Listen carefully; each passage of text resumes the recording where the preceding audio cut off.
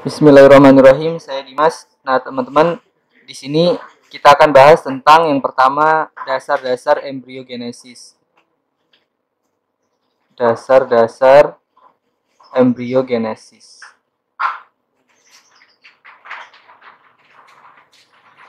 Nah, di sini ada sel ovum, ya kan, dan ada sel sperma. Nah, sel ovum dan sel sperma ini masing-masing membawa satu set kromosom atau haploid, ya kan, N dan N.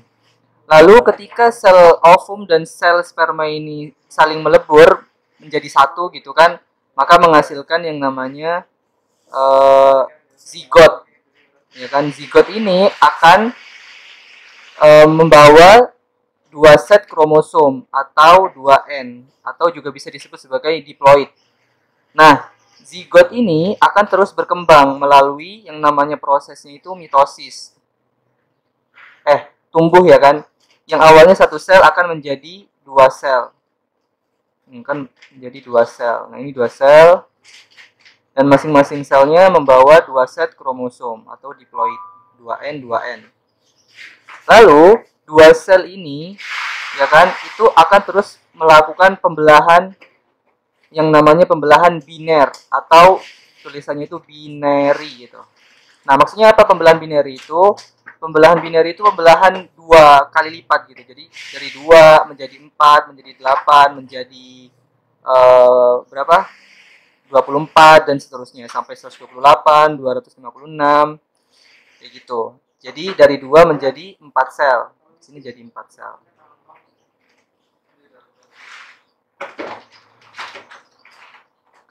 Nah, ini adalah 4 sel. Nah, dari 4 sel akan terus membelah menjadi 8. Nah, ini ada 8 sel, ya kan.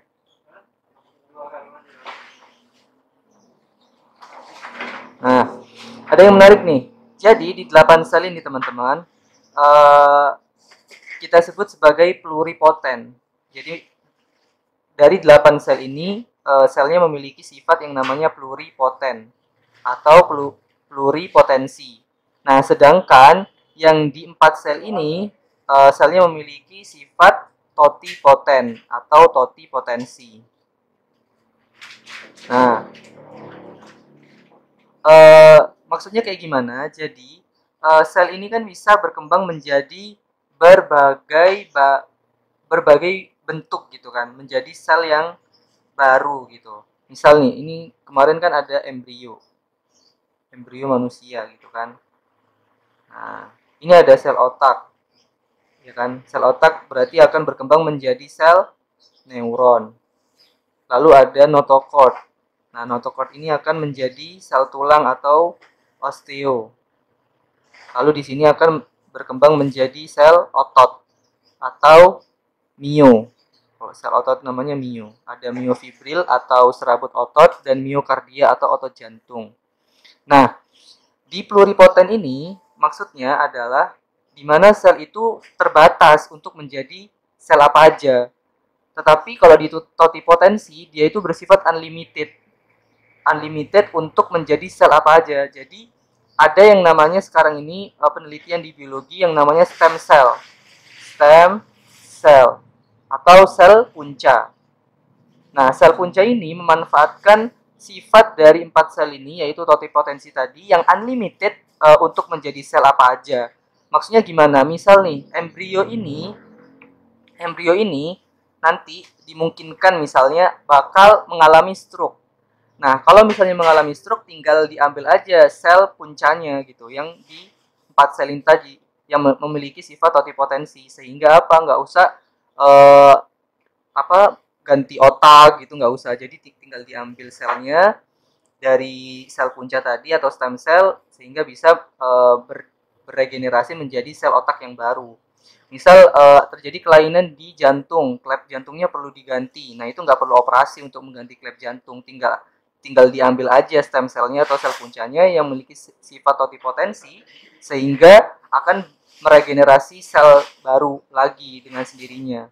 Misal lagi ginjalnya rusak gitu kan, harus dioperasi, harus diangkat, harus melakukan dialisis atau cuci darah gitu. Itu nggak perlu, tinggal diambil lagi, diambil aja stem cell-nya, lalu regenerasi dengan sendirinya menjadi sel ginjal yang baru kayak gitu. Jadi sangat berfungsi banget nih tentang stem cell yang memanfaatkan sifat totipotensi dari 4N sel tersebut gitu.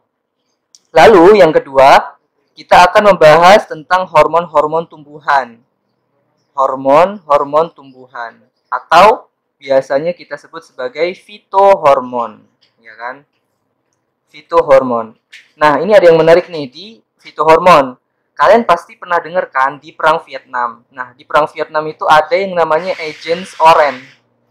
Agents Orange. Nah, jadi Agents Orange ini itu memanfaatkan sifatnya itu sama kayak IAA. IAA itu apa? IAA itu adalah indol acetic acid atau kita sering dengarnya itu auksin, hormon auksin, ya kan? Nah, kalian udah tahu kan kok fungsi dari auksin itu apa? Nah, iya benar. Jadi fungsi dari auksin itu adalah untuk pertumbuhan tanaman sehingga tanaman itu bisa tumbuh dengan lebat. Nah, karena tanaman itu tumbuh dengan lebat gitu kan, sehingga tanaman-tanaman yang lain bisa mati. Nah, fungsi dari auksin ini yang dimanfaatkan oleh GI atau pasukan Amerika. Jadi pasukan Amerika itu menebarkan auksin sehingga tanaman-tanaman yang lebat tadi itu bisa mati. Sehingga apa? Pasukan-pasukan Vietnam yang sembunyi di bawah pohon itu bisa terlihat sehingga GI bisa membunuhnya dengan suka mereka gitu, dengan leluasa. Karena udah nggak ini kan udah bisa kelihatan dengan jelas kan, karena tumbuhan-tumbuhan yang besar yang sebagai tempat pelindung mereka mati karena auksin tadi. Nah itu salah satu penggunaan IAA dalam perang Vietnam yang pernah dilakukan di perang Vietnam. Lalu yang ketiga nih, yang ketiga kita akan belajar tentang metamorfosis. Metamorfosis. Nah tadi kalau manusia mengalami yang namanya embryogenesis, yaitu proses dari embrio yang masih jadi embrio sampai menjadi janin. Nah, sekarang kita juga akan belajar bagaimana perkembangan di hewan, misalnya di serangga nih. Kalau di hewan, kalau di serangga itu bukan embryogenesis lagi nyebutnya, tapi metamorfosis. Nah, itu teman-teman yang akan kita pelajarin di bab ini. Jadi ada dasar-dasar embryogenesis, lalu ada fitohormon dan ada metamorfosis.